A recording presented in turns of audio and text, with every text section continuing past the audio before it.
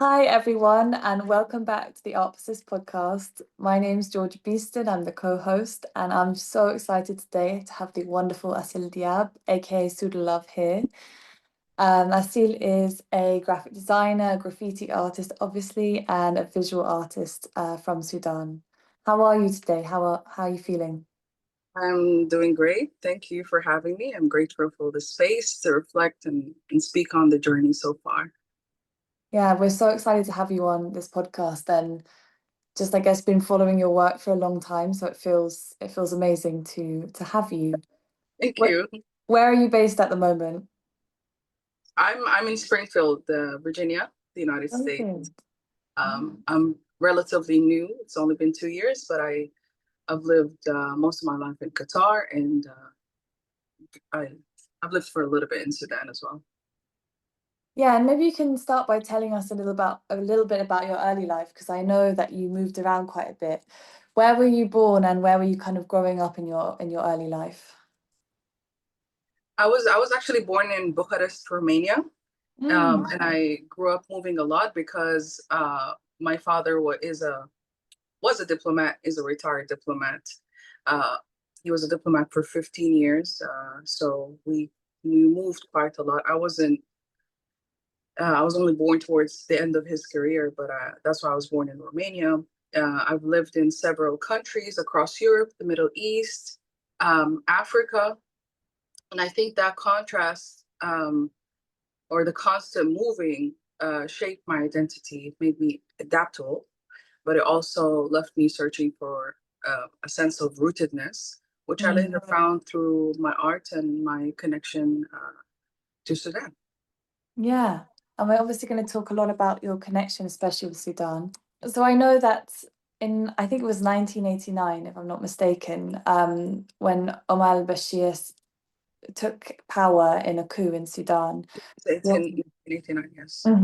And your father was ambassador before that, and he was kind of fired on the spot, if I'm not mistaken. Yeah, that's true. And has your father spoken a bit about what it was like at that time and how he was feeling at that time? Yeah, of course. I mean, they told me about it much later because, at the time I was too young to understand. But as I got older, I realized how deeply it impacted my parents or my family. And Yeah. it was a shift from prestige, because he was an ambassador, to uncertainty. You don't know what's going to happen. And I think that fall from grace pushed us to rebuild in a more grounded way. It also shaped my political awareness from a very young age, for sure. Because your family didn't really go back to Sudan after that. I mean, obviously you went there, but you didn't move back. You moved to Qatar, is that right? Yeah, I mean, at the time, we did used to go back a couple of times a year or just once a year at least. Mm. But it was mainly just to see family, and it wouldn't exceed a month or two at most. Yeah. Um, but yeah, we did settle in Qatar in 1995. And what was it like there at that time? Did you like it as a young child? I mean, yeah, life in Qatar gave me, I would say, structure and stability. And after years of moving, it's where I pursued my education and where I began discovering myself as a designer and an artist.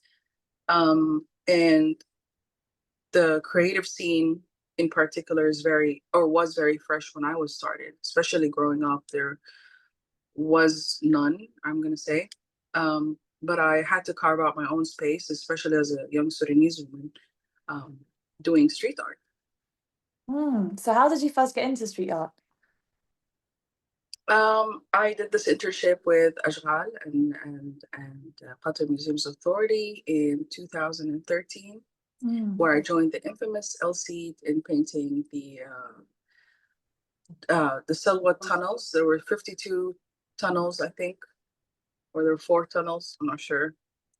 But it was my very intense, I guess, workshop on how to spray paint and just use the spray paint bottle. I learned all the know-hows, the distance from the wall, the stability of your hand, all the things I needed to know on how to use a spray paint is where I first tried it out there during that internship. But I was exposed to graffiti ever since I was even studying in Sudan, in school in Sudan. I would paint people's, or I would write people's names on papers, and then give that tag all the props of graffiti with the bubbles and the drips and everything. And then I would laminate them at the bookstore and give them out as gifts. The only difference was I just wasn't doing it on walls, it was on paper. So I always was very attracted to the art form, the colors. Um, and then I guess during the internship is where I learned how to spray paint, and I decided to become a graffiti artist. Yeah, that's amazing. Yeah. Actually, we had Elsie on the podcast a few years ago. Oh, Maybe that's amazing. Yeah, that's the graffiti father. graffiti father, I know. And also that's so interesting also because obviously so much of your work has this kind of like the same threads as his does, which is kind of like graffiti and also like social change and social justice. Yeah, That's so yeah. nice. It was definitely a very inspiring experience to me.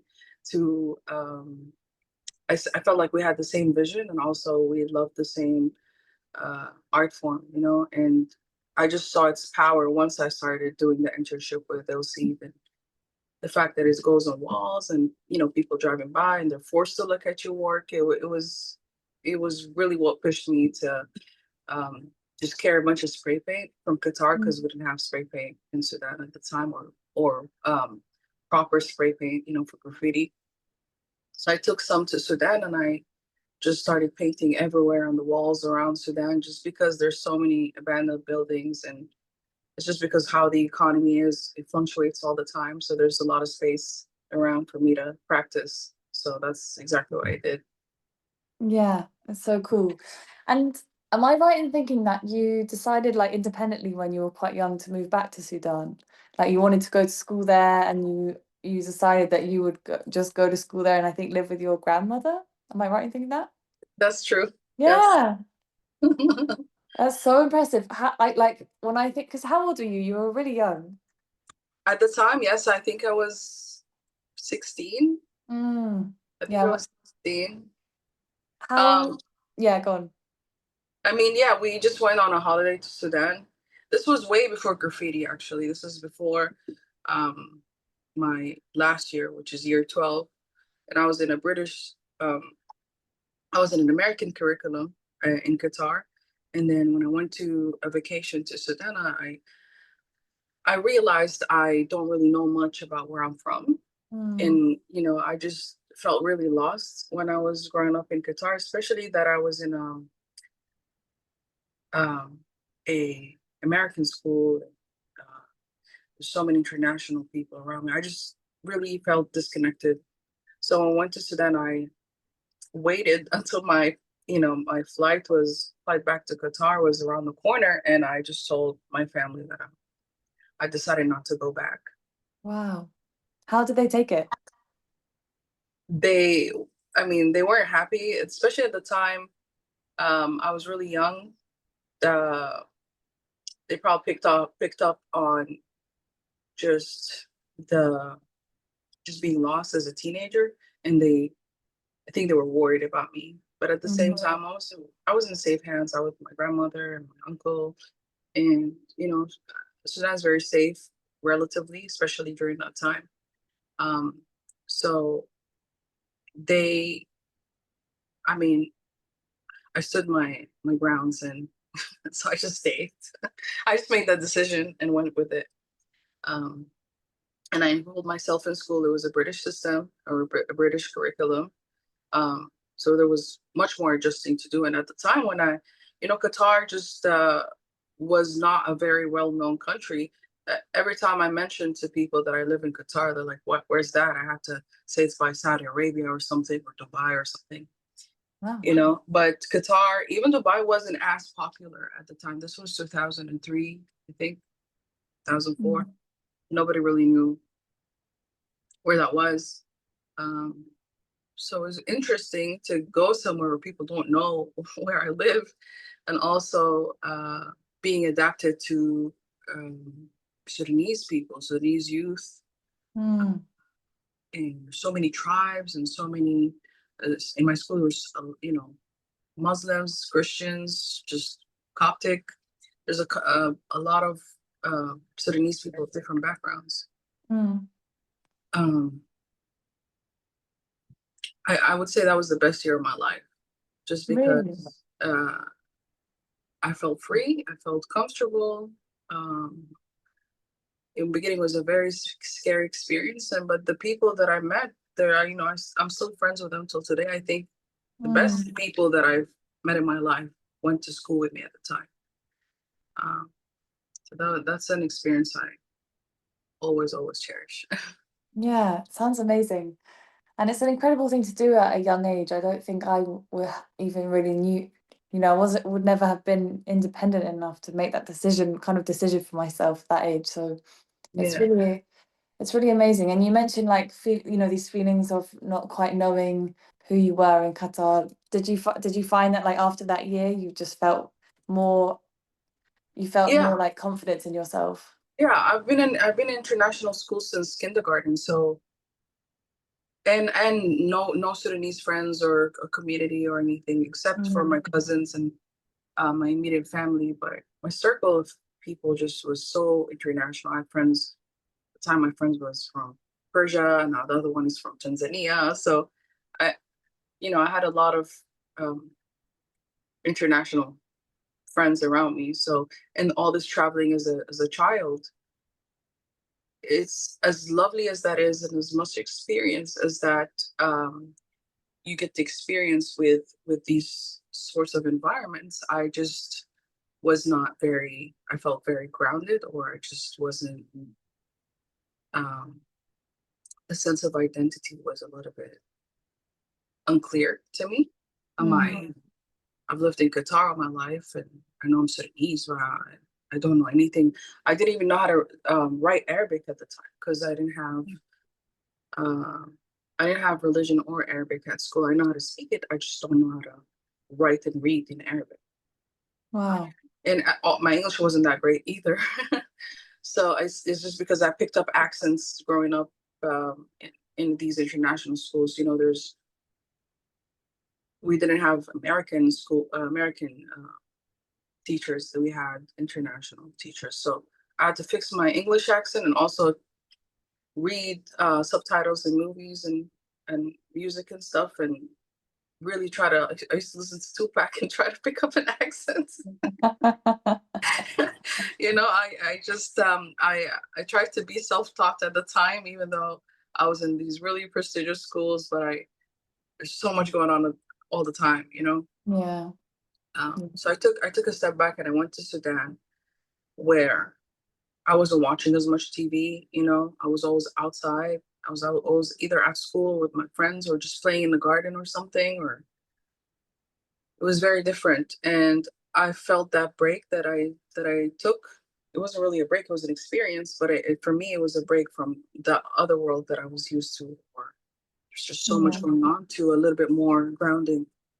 Mm. And it really shaped who I am and my future, just by the experience that I had over there. But I still felt like I don't know Sudan, and that's why I chose to go back during my adulthood to go paint over there, because one, there's no graffiti in Sudan um, at the time. It wasn't a well-known art form at all. Two, there's certain positions you could do as a woman, especially in a society like that. And being in the streets is not one of them. There's certain Yeah. positions or careers that are carried out that way. And so to try to explain to people what I was doing, and also explain to them that I'm actually a full-time street artist and I get commission and all that. That was just very confusing conversation that I had, and very annoying at times to try to explain it. But every street that I painted in every hood, every city in Sudan, I've painted in villages that are 8 hours away from the city, from Khartoum.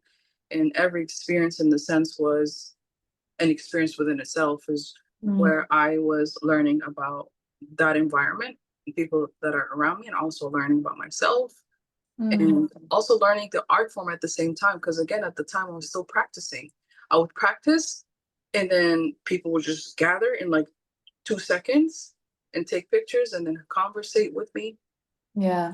And then I had to pay attention to my surroundings, my dress code, also my movement in the street, because there's a lot Mm. of movement with graffiti, and you're in a predominantly Muslim male environment, which Yeah. was very respectful, mind you.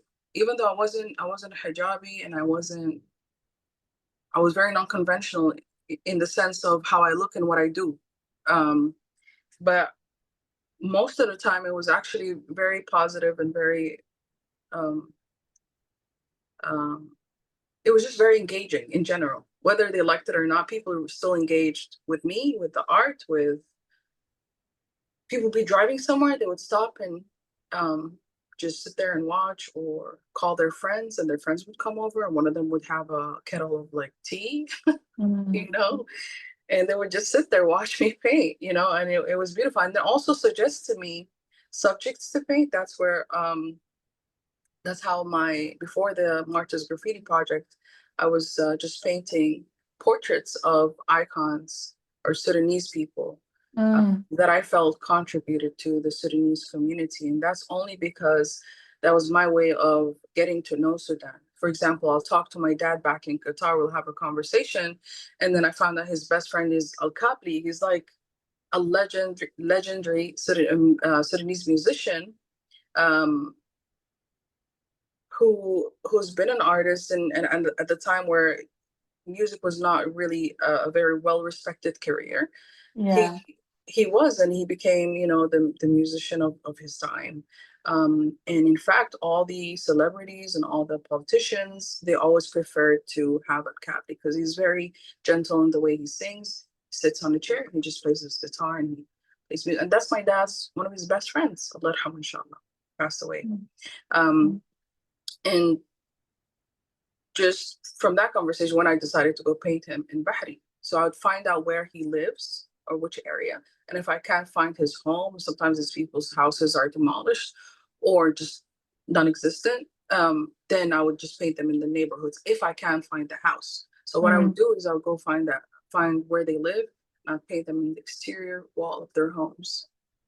Um, and it doesn't matter who it is. It could be a politician, it could be a musician, it could be uh,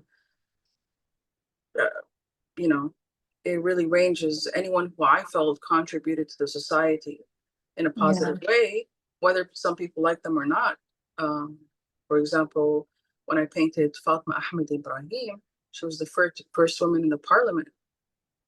And I'm telling you, not an hour after I painted that mural, um, someone wanted to wipe it out. He was just waiting there with a motorcycle, and then my friend asked him. He said, "We don't like communists here, so we're gonna wipe it out." I'm like, that's besides the point. The point is she's just the first woman in parliament. So Mm. yeah, it's just our media doesn't do a great job either of highlighting really relatively important things. And I guess it's because of budgets, and I guess again the economy. We just don't have the greatest media at all. Mm. You Yeah. know, I think now with social media, with Instagram, people are doing really great. Artists are putting their stuff on there. Photographers, videographers, filmmakers, music producers, and now the Sudanese media is through social Yeah. media and not TV. None of us watch TV. I don't think my dad watches TV anymore. Anyway, Really?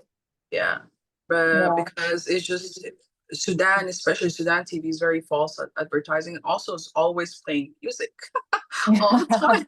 That's all they do. Even during the revolution, they were still playing music. It's like, you know, um, I can't hear or see what's going on, and we're just going to continue like everything's okay. And Yeah. Yeah.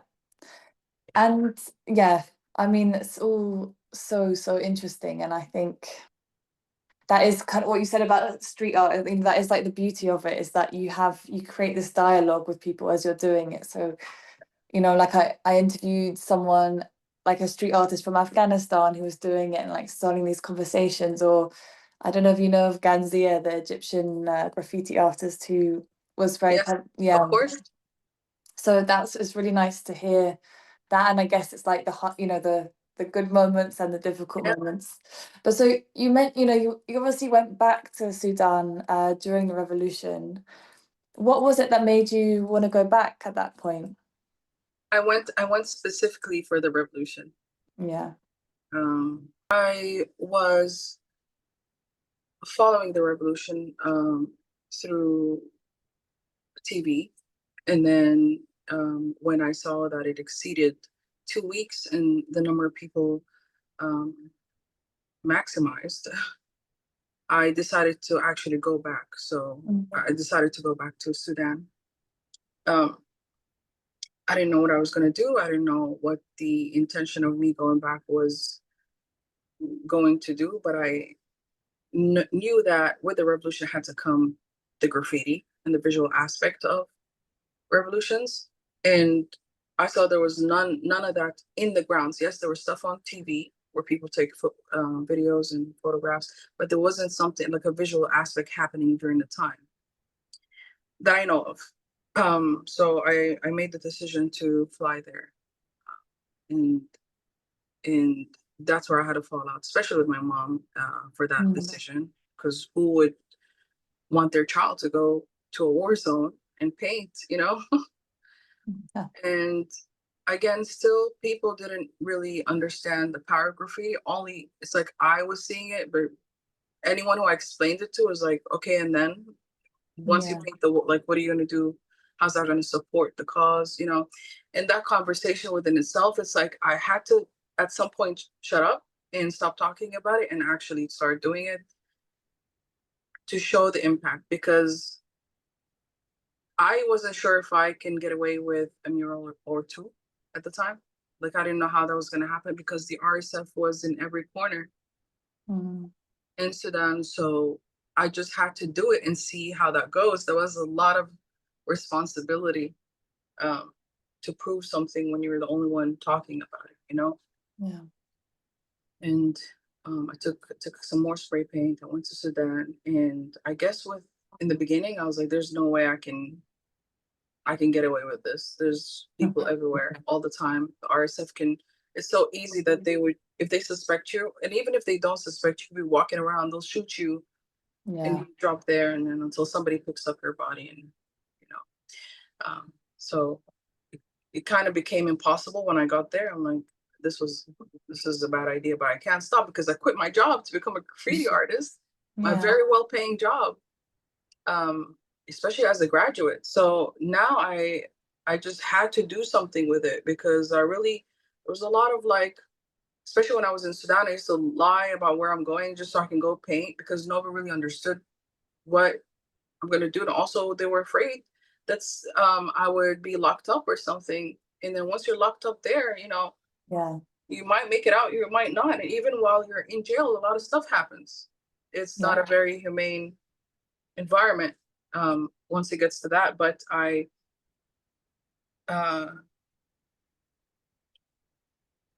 I just had a few conversations with people, and from that, I decided to change. You know, painting icons, the Sudanese icons, and people who contribute to society.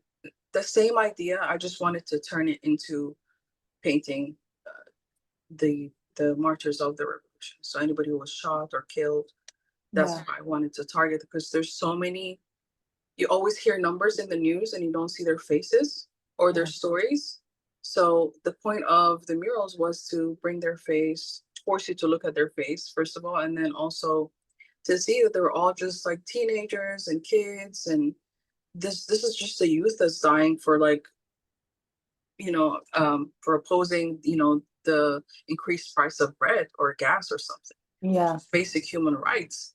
So I wanted Mhm. people to see you guys are killing the youth just because they just want their rights, you know. And whether you're, again, I always say this in every interview, whether you're with or against the revolution, I wanted to force you to look at these faces because that's really what it comes down to in every war. Yeah. And again, mind you, all these people were protesting peacefully, so Mhm. there's no justification to their killings. And then once I started going to their houses and talking to the mothers and their families, and then seeing the mothers and also experiencing loss with the mothers, um, I also say this all the time. It's something that's will forever haunt me because Mm. I've never experienced grief, fear, um, so intensely all at the same time. You know, Yeah. fear of this that you could be next, fear that I might cause harm to this house because I'm in it. Because now Yeah. at the time people started noticing, oh, there's a female driving around the country painting martyrs of the revolution. So I was pro-revolution. Mm. And so, people started looking for me. One of the martyrs' houses they went back to, they broke the martyr Bakri's Salama's cousin's fingers, and I fled the scene. I left my spray paint on the floor. They took the spray paint with them, and mind you, this is really expensive spray paint that I brought with me in my bag overseas. And during that year, I flew back and forth 4 times just so I can carry. Like I'll go for a week just to get some spray paint and come back. Yeah. Yeah. And so they destroyed all the spray paint, and it was like they were chasing us with the car, wanting to hit our car and flip us over. Oh my God. So I had there's so many stories like that. Yeah. But just my main fear was causing harm. Again, I started by myself, and then eventually people started volunteering, and they would actually Mm. come and say, "Hey, can we hold your paint for you? Can we just do anything?" And then when I would say, "Why don't you just go protest? Why would you want to join me?" Because now it's the lesser the crowd, the more it's targeted because we're just a Yeah. small number versus a protest of 3,000 people. So the probability of you dying or being killed in a protest is much less than what I was doing. This was Mm. a straight target. And people are like, yeah, well, we're gonna, we might die anyway, so why not do it when it's more. It was just a very different way to protest. It was very Yeah. powerful, and you know, we all inspired each other, and we're all people that don't know each other. We became a team that would gather in my house. Everybody would fall into a task. Somebody would be responsible of calling the families initially and getting the Mm. initial okay. Somebody would find out where they live and their addresses and stuff like that. Somebody would be responsible for driving us to and from the location. And also, it had to be like we'll really look for a really good driver because it had to be somebody who can really get away with Yeah. us uh, should anything happen. So, it took a while, and it's not like you're going to an office and coming back every day. It was a job, but it was a very different experience every time. You never know what you're gonna expect, and we had to like study. Yeah, so we had to study the you know the environment and really um, um, make sure we just make it out alive. I think that was the main Yeah. concern. There's so much happening in between us arriving and leaving safely. There's so much that happens in between. I could write a book about it. Yeah. It's such an amazing thing to do, and I think it's so moving because when at that time when like the regime or soldiers are treating life as if it's not worth anything, right? Like killing people, killing young, killing kids, basically teenagers, so brazenly as if life doesn't matter. It's so moving when you then not only put it back in their face, but show that they're like the people behind these numbers.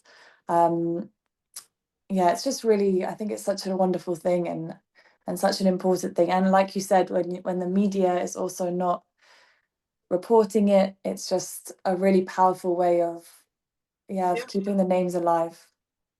If the media wasn't putting the faces of these teenagers online, I'm gonna paint the face and then take so many pictures. Yeah, And at the time, the project was viral. Until yeah. today, I think the March's Graffiti project is the project of the revolution. Mm. People started painting their loved ones or anyone in their own neighborhoods. I went to villages and there was martyrs on the walls, you know. Mm, Really, really, really took this project very seriously. it's And amazing. And how yeah, many did you paint? 30 in total? I think it was 42. Until today, I'm not 42. sure of the actual number because I wasn't in the beginning. I wasn't really documenting anything. I was just Mm, painting. So sometimes, like with time, like last year, somebody sent me a mural that I have not even one picture of on my phone. I just one picture of it. And I'm mm, sure, you know, other people's. So I'll wait for people to send me stuff because usually I paint, go home, and then somebody's going to post it online anyway. I'll see it, you know, yeah. see it eventually.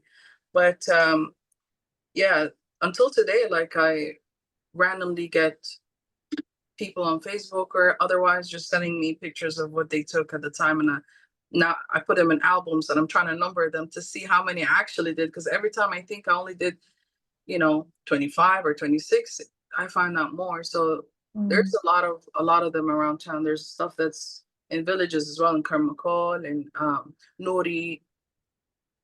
Can't remember the rest, but no, there's a yeah. lot. Yeah, there's a lot. I think there are 42 to be precise, or at least that I've counted. Yeah, it's so incredible and such an amazing legacy to leave. Is there one that you look back on that stands out, like one mural or like interaction with someone's family that really like has stayed with you the most? I think I can answer that question in so many different ways, just because there's so many Mm, that like I said, there's each one is very different from the others. yeah. Experience is different, but I think the only martyr that I've actually met in real life was Muhammad Matar, the martyr behind the hashtag Blue for Sudan at the time. Oh wow. I actually so me and him, I can relate to him because he was doing his master's in the UK, and I'm also from the diaspora. Yeah. And I actually met him. I haven't met any of the other martyrs that I painted, but I've actually met not even just the martyrs, but also the icons of the Sudanese community that I was doing before the revolution. I've never met any of these people. So he was the only one that I met in the sit-in protests at the military headquarters in Khartoum. And just the fact that I found out his death not in time because they cut off the electricity in the country and the internet. So I had no idea he was killed during the protest until 2 weeks later. I went to a cousin's house and they had this SIM card or something where you can have a little bit of internet. I log in, I see everybody's profile pictures were blue, including Sheikh Mayasa of Qatar, you know, like celebrities had their profile pictures as blue. And I'm like, what is going on? And then you know, the Blue for Sudan and just saw the story behind it. And I just remember I turned off my phone immediately. You Mm, know, I just rather would have not seen that because I can't believe I couldn't even know this information for 2 weeks. yeah. Because so what I did from that project and as a result of that, because they were cutting off the internet, so we don't get to see stuff, I went and I painted everything blue. Oh, The streets. Like I went and picked the exact hue of that profile picture. So if you're not gonna let me do this online, I'm gonna do it in real life. Like even if you wow. put the that was my message to the government that I painted tree branches blue, water coolers, like everything was blue. Mm, Just I gave the same. I took buckets and buckets of paint, gave it to friends, and I was just paint this everything. Anything you can though. It's not gonna damage nature. Just paint it blue. So wow. that's what I did, and that was in the real life example of turning your profile pictures to blue. You know, to stand. Yeah, Um, that's so amazing. And thank what a you. project. Yeah, amazing. And you stayed in Sudan. Were you in Sudan when COVID then hit? Yeah, I was. Yeah. God, what was that I was experience in like? Sudan during the worst times. What was that like there? What was it? How was the response? And yeah, how was it there? I was by myself, Mm, so for the 4 years of from the the ending of the revolution towards the 4 years after that, I was mainly in Sudan by Yeah. choice. And after the revolution was done, I was like, well, what do I do now? Or it wasn't done, it just stopped for a while. And people thought it was all okay. Um, and then COVID hits, and I don't live with anyone. So the fact that I couldn't leave the house and also not socialize ever, it was driving me crazy. Mm. So I decided to create a self-initiated project of where I did sneak out sometimes to that. And I noticed the homeless kids, they don't know what's going on. They don't know what Corona is. They don't understand what it is. So a lot of people who were forced to be in the streets and forced to socialize because they have really no way of quarantining or any otherwise, they just don't know what's going on. So that's where the project idea came about, and a Mm. free time, obviously. So I took my spray paint and also started this self-initiated street art awareness campaign on the virus. Um, Mm. and I tried to make them interested and also relatable to the revolution. So Okay. one mural I painted Omar al-Bashir, the dictator of Sudan for 30 years. I painted him on a wall in green. Apparently, it turned out to look like Shrek, but I was going for the actual virus. You know how what the Yeah. virus looks like, and then they have like these antenna things, but I couldn't do it all over the face, or I just didn't have time. And mind you, I was painting this around 9 p.m. or something with only car lights. So there's no Mm. because of the infrastructure in Sudan, there's not a lot of street lights, so you can't really see at night. Yeah. So I had to use just car lights. And so I couldn't really see. I had to do this relatively quickly just because of the subject of that I'm painting. And also is a very, very it's called Midan al Tahrir or Midan Stadium. It's a very large stadium in a very main city in a very main road. So I was worried about snipers or someone shooting from any Mm. building or anything like that while I'm painting. Because again, my back is to the street, so I don't know what's going on behind me. Yeah. Um, so again, yeah, I had to do this very quickly. Anyway, the idea of this mural was we got rid of this dictator of 30 years by coming together. Let's come together right now to fight this virus. Yeah. So another enemy that's killing us. So that was Mm. the point of that. And each of them was very different from the other. So I try to make it interesting, also keeping in mind my canvas and the environment. Another one I painted in Al Mashtal Street was of 4 Sudanese people of different backgrounds, different tribes. There's also this thing where some tribes don't get it because of their makeup, you know, they Yeah. just don't get the virus. So there's talk like that in Sudan, and that's where the idea came up from. Where I paint all these people from South Sudan, from Al Rashaida tribe, Nubian tribes, just Shagia tribe. I paint all those 4, made them wear masks, and because they have different languages, I wrote on the mask, "Stay at home," but in their own dialects or like. Mm. So everyone is like, we're all different, yes.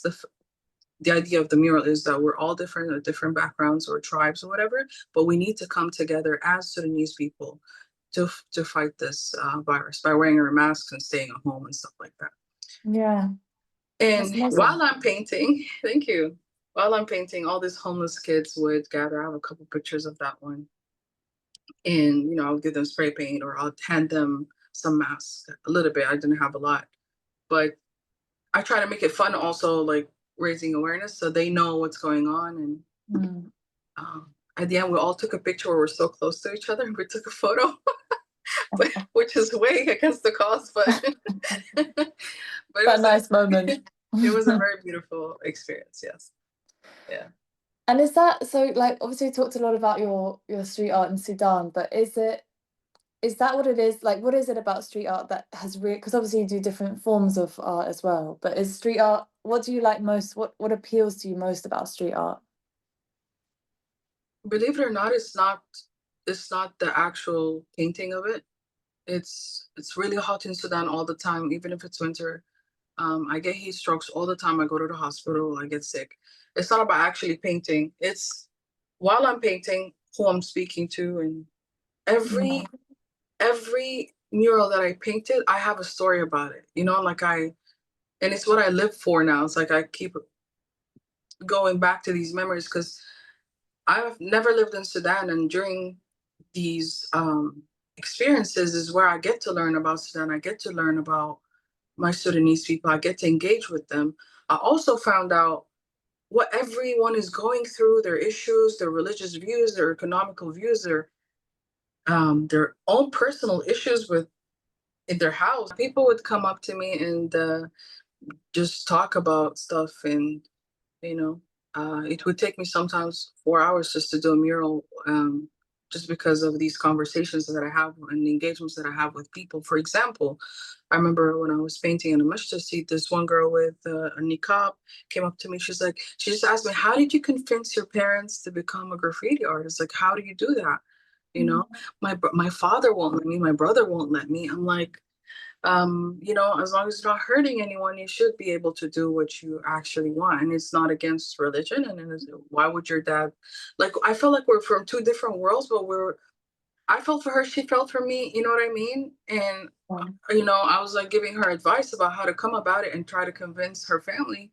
And she was really like, we just spent a good 10, 15 minutes and she was really listening to me. I just went home and I'm like, oh my God, like I, Yeah. I, had to know that someone looked up to what I was doing, which a lot of people thought it was very taboo and very just Yeah. non-conventional and stuff like that. To have someone who looked a certain way, to want to be that was one of my inspirations, I guess. You know, Yeah. it was a very beautiful conversation, and I have these all the time. And Yeah. I got to know Sudan. I got to know what our struggles are and how they vary from city to city and from area to area. Yeah. It must have been really, really amazing and such a incredible experience to have.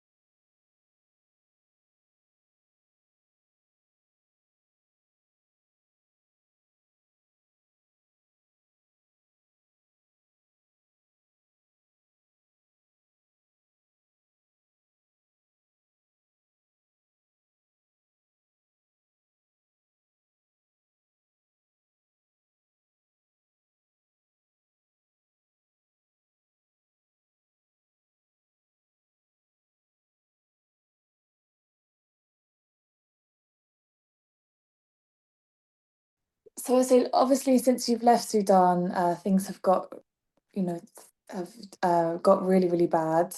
There's been 2 years of brutal fighting between the rapid support forces and the army.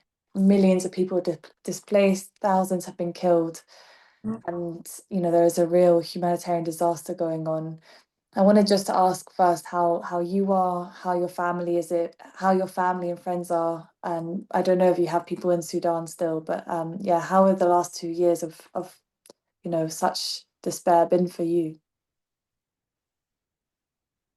I mean, to leave Sudan, you know, it wasn't let me start off by that. It wasn't a single moment, you know, it was a gradual. realization that the situation became increasingly unstable, Yeah. and the backlash, especially from the government against artists and activists, was growing and also targeted. Um, I'm not going to say his name, but there was a very active. There's a Facebook activist who was locked up a few times and tortured, who lives just down the street from me. So I was actually told by the Sudanese legions to back down and calm down during that time, so I don't put myself or other martyrs or my family in trouble. Wow. And I started receiving threats. It became clear to me, I didn't want to leave Sudan, but it became clear to me that staying would mean putting my life and my family's life and the martyrs and my team and their freedom at risk, at serious Mm. risk, actually. I mean, leaving Sudan was really heartbreaking, but it was necessary. But I mean, even today that I'm in the United States seeking asylum of everything that happened to me back there, it's not because I want to be here. It's Yeah. because the way how the world is run, someone said the American passport is the passport to have, and just to Yeah. so I can carry on the legacy again. If I can want to carry on, even if I want to go back to Sudan in the future, I have to make sure that I am sort of protected. Yeah. Um, um, apparently, just having American citizenship would sort of, or at least at the time, would give me some sort of protection if I had went to an embassy or something. But I didn't at the time. I was just Sudanese, Yeah. and the RSF raided my house. They put me at gunpoint. Um, Really? mhm. My God. And even then, I didn't leave. Mm. My family straight up said, "If you don't come back, you die. We're not gonna carry out a funeral for you." But it's just because they were scared of for my safety. Yeah. So, but I just didn't feel like I was anything different from all these martyrs that got killed fighting for the cause. So I decided to stay for another year, and then a coronavirus hit. So I ended up staying another 2 to 3 years, stuck Yeah. inside during that time by myself in my Mm. house by myself, and that's why the RSF easily raided Yeah. raided the house. But I still carry Sudan with me in everything that I do, and hence the name SudaLove. Yeah. It's a way Yeah. to explain. My name is unique in itself. It's Assil, but which is actually a boy's name, and I haven't even met a boy that has that name. But the reason why I chose SudaLove to be my street name in my tag is because it's a way for me to open that conversation about Sudan, even when I'm painting murals that are not in Sudan, to Mm. this day. It's a way for me to bring up my my identity and where I come from, and also talk to people about what's happening in Sudan. Because again, the media is not until today. It's just like Gaza, or the only difference is, we're fighting ourselves in different tribes and different. Yeah. But as you can see, I'm wearing a Palestinian kufia, and even with this is a visual representation of what's happening in Gaza. As soon as you wear it, you can tell what's going on. We don't have anything like that so far. Yeah. We don't. Not even the Blue for Sudan hashtag is active in it. Like there's nothing at this moment that I can say is a collective to speak of what's happening. Yeah. Everyone's everyone's left Sudan. Everyone that I know has left Sudan. So I have only one friend who's currently there, who went back after the military took over. But still, things are very unstable. He went back to fix his house, his home, and so has a lot of people. But the fact that people want to go back and live there, I wouldn't do that. Not Mm. now. At least I would still wait, because not because I don't want people to go fight for Sudan. It's because people are really dying. Yeah. Um, my aunt, who's I think in her 80s, passed away last year just because, and she has like 12 kids. and they were all able, obviously, to leave. She's not mobile. Mm. They just could not get her to carry her from her bed and put her somewhere where she can actually go to a village that's outside of Khartoum and then travel, because the airport is bombed. Yeah. So she ended up passing away. All her Oh, kids left, sorry. and she was left behind, sort of, with two of her kids. But a lot of time has passed. There's no help, Yeah. and in other situations, a helicopter would have taken her to where she needs to go in any other Yeah. place. But unfortunately, um, to me, for someone who has lived so long, and she's very healthy, and I think people in these type of countries, they're just naturally healthy because of the way they eat. She's very healthy. She's had 12 kids. The fact that she just had to die that way, to me, is very unnecessary. Yeah. It's Very so unnecessary. It's not a unnecessary. natural. It's not a natural cause. There's no reason for her to pass that way. She should have received the help that she needs. Yeah. And there's so many stories like that. There's bodies on the floor that people, when now going back, they're carrying random bodies just to bury them, so they don't leave them in the streets. Yeah. Um, so it's terrible, and Yeah. a lot of people, because of the Sudanese passport, they can't really get anywhere, so they end up going to places like Egypt, which is better, just not that far off from what's going on. Yeah. And no place is like home at the end of the day. All these people have never left Sudan. They live in Sudan. Their businesses are Sudan. I was fortunate enough to be at this age and to start over somewhere, and then maybe can still go back and continue. There's people who left over their 50s. How do you start your life again at that Yeah. age? How do you people actually, I met a lot of people who are from the diaspora at the time, who came back to Sudan, bought their houses, bought their cars, bought the land, started their lives, got married, had their kids. So they settled. How do you resettle again once you have settled already? Yeah. Exactly. Can you imagine the amount of trauma and devastation? Yes. Mm. Yeah. No, it's really so horrific, and I'm so sorry to hear about your aunt. It's just unbelievable. And I think what you say is right, that the media attention is just not enough on Sudan. It really is not.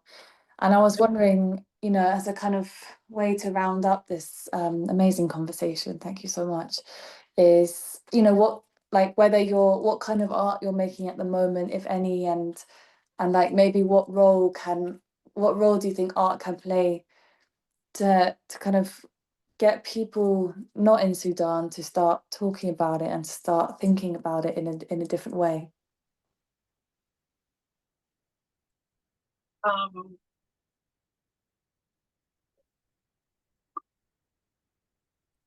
before I answer that question, um, I just wanted to say, what hurts most is, in Sudan, that very same communities that rose up with so much hope in 2019, when we actually took over the revolution. When I was there in the Martyrs Graffiti Project, their people are now living in fear. They're living in displacement and hunger. And what I really want to say, as artists, and this is my message to whoever's listening, we do have a role to document this. We have a role to speak up, and push for visibility, especially when silence becomes complicity. Yeah. And to answer your question, you know, art, it can do what headlines can't, which the media can't. It humanizes statistics. It gives faces to the forgotten, and it preserves memory. And in Mm. times like these, art is both um, the witness and the weapon. Yeah. And it keeps stories alive. It holds power accountable, supposedly, and it gives people something to hold on to, even when everything's destroyed. Um, Art or murals. Art can be the murals. It can be poetry. It can be writing. There's a lot of poetry that was said during these revolutions and these protests in this stance. Um, in short, art, it whispers we are here, and we matter. Yeah. I think that's a really powerful way to end this conversation. And Yeah, I wanted to thank you so much, Assil, for coming on. It's been such a pleasure to talk to you and hear about your incredible story and your amazing work. Thank you so And yeah, I'm just really honored to have had the chance to talk to Thank you. you. Thank you. It took a while to have this conversation, Yeah, we got it. but I'm so happy we finally got it together. Me too, me too.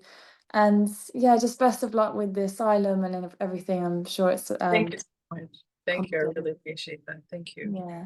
Thank you for having me and giving me this platform to speak about really what's really important. Thank you. Appreciate that.